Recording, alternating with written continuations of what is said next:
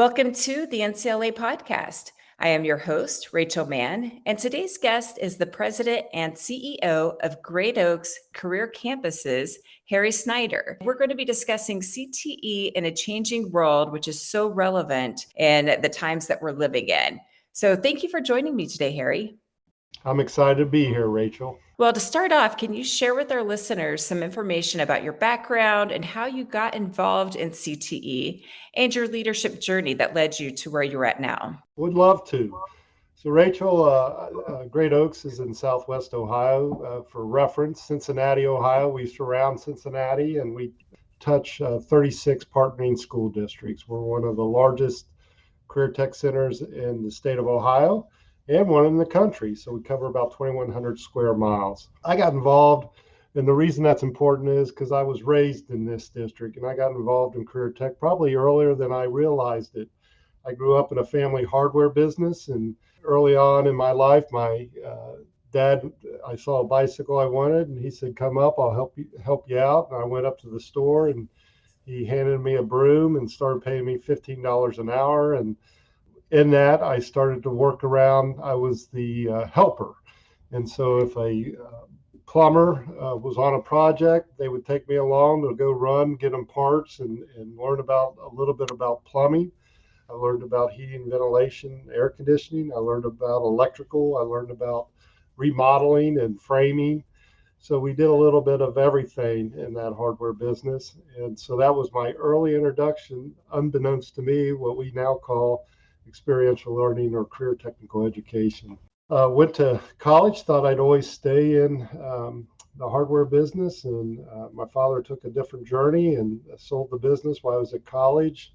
I was waiting tables and bartending, and so went to work for a local entity called Bob Evans Restaurant, and became a general manager and a corporate trainer. Worked for them for 10 years, and we opened up a Mexican thing called Cantina del Rio. So got to learn about the corporate life and moves and all those things. Had started a family, and my wife and I decided we wanted to keep our roots in Southwest Ohio. So I applied for a position at Great Oaks, and that position turned out to be a one-year grant to work with an entity in our region called Airborne Express, which was a package delivery, much like a Federal Express or UPS or FedEx and UPS.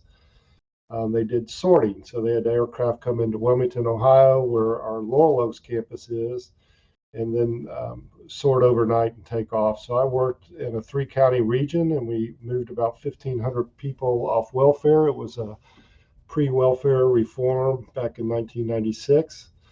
The grant got renewed twice. The reason that's important is I got to know that region of our district up in what we call the rural area of our district. And during that time, I got to be the adult supervisor for our aviation maintenance program, that not only those students would graduate and go into ABX, or what is now called AIMS, Airborne Maintenance Engineering Services, but it taught me a lot about our part-time programming, our secondary programming, and the different affiliations we had with those partnering school districts in that area. They came back to me and asked me, told me about a position, about an economic development position in Highland County, which was, again, part of our district. And I looked at the time, Cliff Meigel, who was our soon-to-be superintendent, and said, "Cliff, I have no idea what an economic development person does." And he said, "Well, we'll send you to training." So I went to Oklahoma University Economic Development Institute and got my certificate in economic development. Again, that's important because at that time, a lot of our partnering schools were going through renovations and building new buildings. And so I was the county liaison working with a lot of our partnering districts on building their new buildings. That went on for 5 years. My predecessor, Bob Scarborough, was ending his career. They brought me back down to the Cincinnati area, and I took over as director of adult education. So I skipped over some things. I finished out I got a management degree from the University of Cincinnati. So I finished my vocational education master's from Wright State to get that certificate. I got my superintendent certificate as well as principal certificates, all the different educational certificates you needed. So when the opportunity presented itself and Dr. Robin White decided to retire 8 years ago, can't believe it's been 8 years, I threw my hat into the discussion. And I like telling that story because we have a 35-member board, and the search committee consisted of 9 of our board members. And the one board member that was facilitating the search had us come in, and he would introduce us. And I walked into the room, and Ken introduced me to the 8 board members that were sitting there, and they all stood up and said, "We know Harry. He helped us build our schools." So that was my journey through that process, and was able to get through the interview process and become superintendent again 8 years ago. Can't believe it's how time flies when you're doing this. So that introduction to career tech education. And in the meantime, I guess I should I got involved in this organization called ACTE as a PACE VP. I headed up our state legislative liaison. I set up not only national policy seminar trips to the Washington, D.C., but also our legislative seminars here at the state of Ohio. So I was very comfortable working with legislators at both the local, state, and national level. So that's intertwined in all this advancement and opportunities that Great Oaks provided me. And I just fell in love with career tech education. And it really goes back to one of our first events when we helped people move from cash assistance to a job out at Airborne. We would meet them at 10 o'clock at night. We would make sure they were dressed appropriately because they would usually be working outside in the elements. And this is Ohio has nice hot summers and cold winters, lots of snow. So we would work them through that. And then we would work through any barriers they might have, if it was childcare, transportation, and then skill level development, whether it's how to read, simply adult basic literacy was part of our program, as well as skill training in how to use computers. Again, back in 96, it's a little bit different now today, but 96 was Microsoft was just starting to get started. Email was just new, but we would help these individuals learn those new technologies and become able to live on their own. And that was exciting to me. So I immediately saw the impact career technical education could have on our students, and the impact it would have not just on their lives, but their families' lives, and also to our communities and to the region. And that's what I love about career technical education. Well, Harry, we've known each other for several years now, and it's fascinating to hear your journey and to hear how what started out as trying to raise some personal money turned into a lifelong passion and career path for CTE that's impacted so many people. And anytime I hear someone ask for an exemplar of a CTE center or school, I always hear Great Oaks. So you definitely have created a national representation.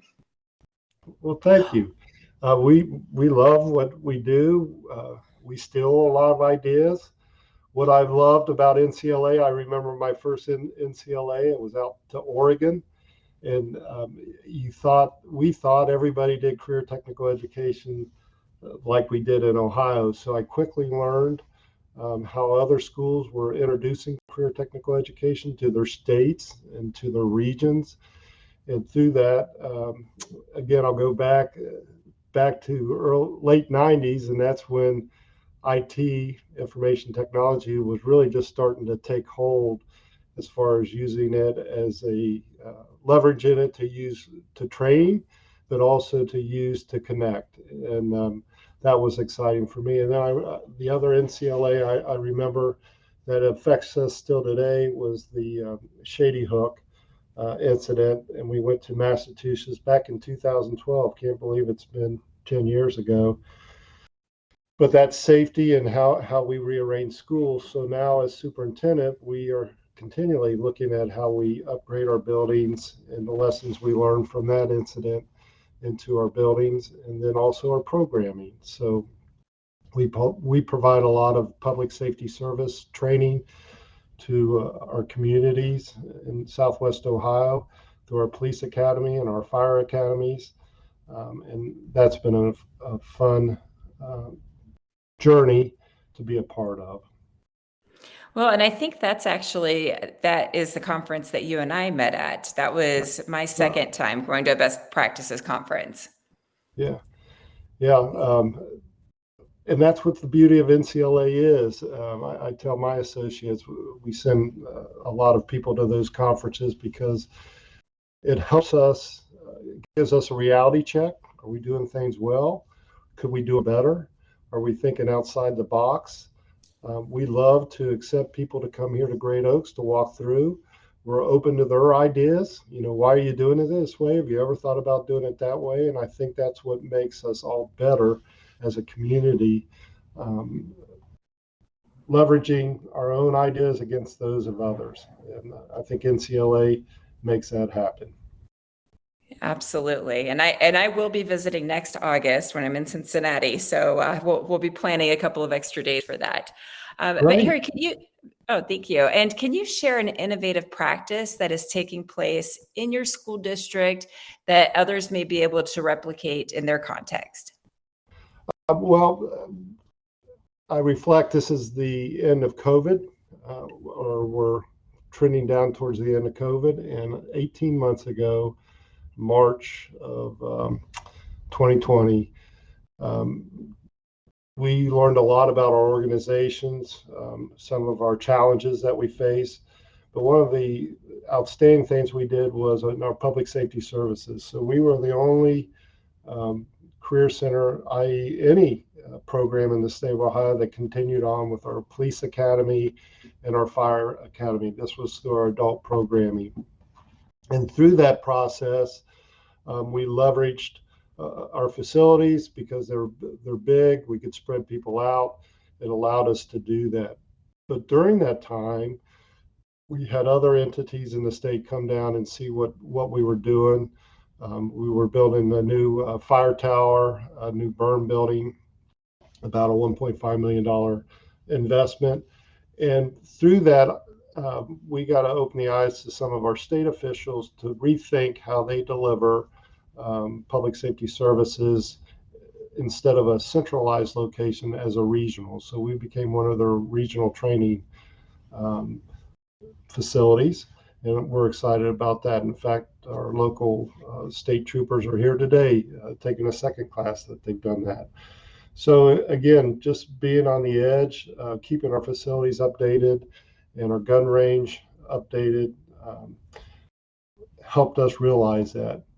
That's not as innovative as it is adapting to what COVID did to us as a community and as an educational experience. Innovatively, we've entered in with the local community college. We offered our aviation program up at our Lowell campus, the Federal Aviation Administration, power plant, and airframe. With the general certificates, it's 3 certificates. So we expanded that program over to our west side of our district with a joint venture with Cincinnati State. They own an airport out there. They run some adult aviation programs. And so we were able to tie in our secondary program to that. Again, it's working with local community colleges and universities to see how can we provide that seamless pathway to help our students on their educational journey. Something innovative that we started about 24 months ago was a program with the University of Cincinnati and in our IT program that not only touches our 4 campuses, but also our satellite programming.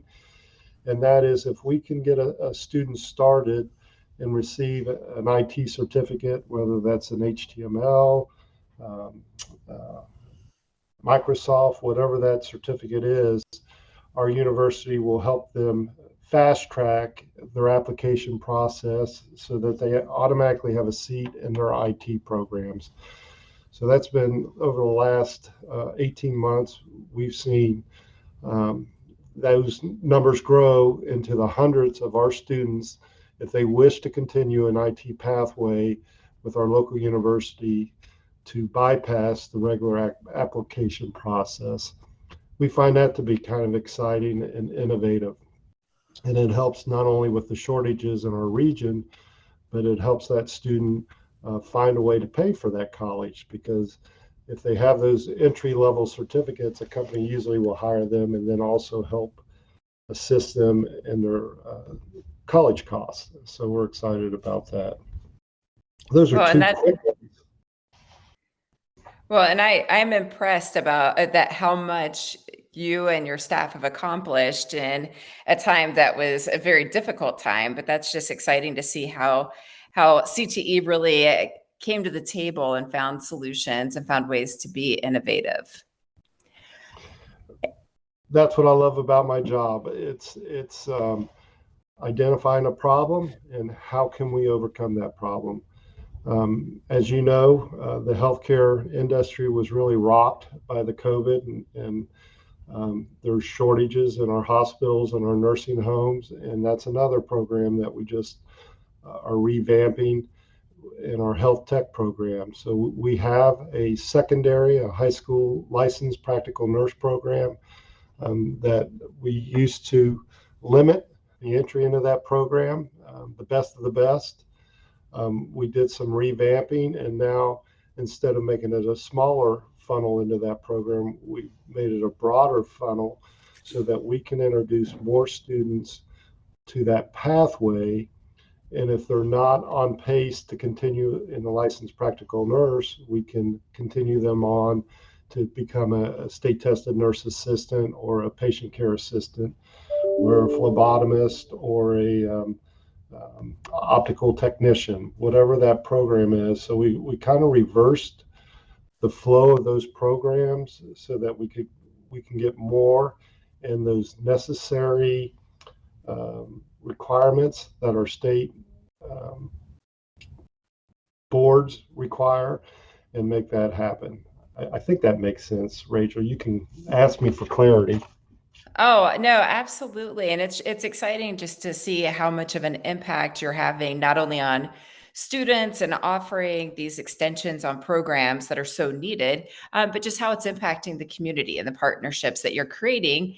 And I'm curious, who has made the biggest influence on your life personally and why? Specifically, my father, I guess. My dad, who's just passed a couple of years ago, 91 years old, had a great life. Grew up in a family hardware business, sat my brother and I down and said, you don't have to do this the rest of your life. And had an opportunity to get involved in local politics, state politics. And I saw him and my mother transition to that and him embrace a new journey without regret. And was it sad to lose our family hardware? Of course, but it also broadened my opportunities to think outside the box. I always tell people, if you would ask me 30, 40 years ago, if I'd been in education and I'd be standing here as a school superintendent, I'd say, what are you talking about? Education when I was going through high school was easy. I went through college because that's what my parents wanted me to do. And it was probably 10 years after I was out of college and working for Bob Evans that I realized how many opportunities education provides, and then really got serious about my second journey in life, as I call it, third or fourth journey, I guess, if you really look at my timeline. And I think that was a big part of it. And my parents were there in support and understanding of that change in one's life. And so I would say both, really, my father, but my mother just as much. Great parents. Well, that is wonderful. And we spoke a little bit about past NCLA conferences. Do you have a favorite conference that you've attended or a favorite memory from one of those events? I think the Shady Hook was probably one of the most memorable in the sense that during that tragedy, and we got to hear from one of the parents, it really made an impact on how we look at our facilities. I just told you we just are finishing renovating our Laurel Oaks campus up in Wilmington, and our Live Oaks we just started. We are addressing many of those issues that came up back in 2012 on it was easy to lock down our doors, but we were rethinking on how people flow through our buildings and how to make those more secure and safe. Because as we know, students want to be safe, they want to feel like they're safe, and our communities want our buildings safe. So that was probably one of the ones that had a lasting impact on me. I will tell you, I think of the one up in Bangor, Maine. When we went up there, we had a great opportunity to see a different part of the country. That's what I always like about NCLA. I think last year you all were in Austin, so I've gone from Oregon to Austin to Maine to Florida to Oklahoma. It's that opportunity to see different parts of the country. Arizona, West Mex. Yes. Because of an NCLA event, I went back with our architect, who happens to also work for the Cincinnati Reds, and he was out there for the spring training. So I met him out there, and we walked through all of West Mex campuses. And ironically, if you went to our Laurel Oaks campus or Live Oaks campus, you could see some of those lessons learned at West Nice. Mex that we brought back to include in our design. Again, what a great opportunity to see what different entities are doing, cutting edge delivery of that. And I think that's a good example of how NCLA provided that broadening of my understanding of what was possible out there. Is that a good way to say it, Rachel?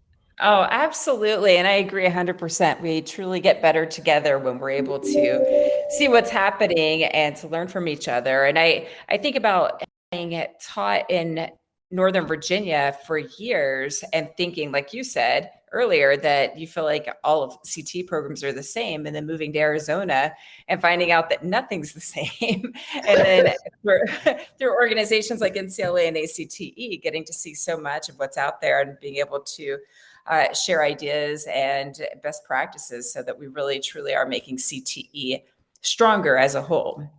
That's correct.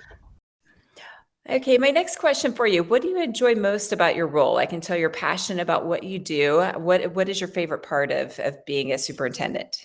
Well, my favorite part is classroom visits. I make about 90 classroom visits just to see what our buildings are actually doing, seeing how our kids are reacting to the space they are. I've learned a lot about what people tell me is happening, and then to actually see if it's working or not. Technology is one of those things where we brought laptops in, and everybody said they're great. They hold the charge, and you find out that students are running extension cords around the room, and how do we address that? And so how can I impact that? And working with our building administrators and our physical maintenance people to come up with those solutions, and finding ways to break down barriers to better serve our students as well as our community. I think that's what I love about my job.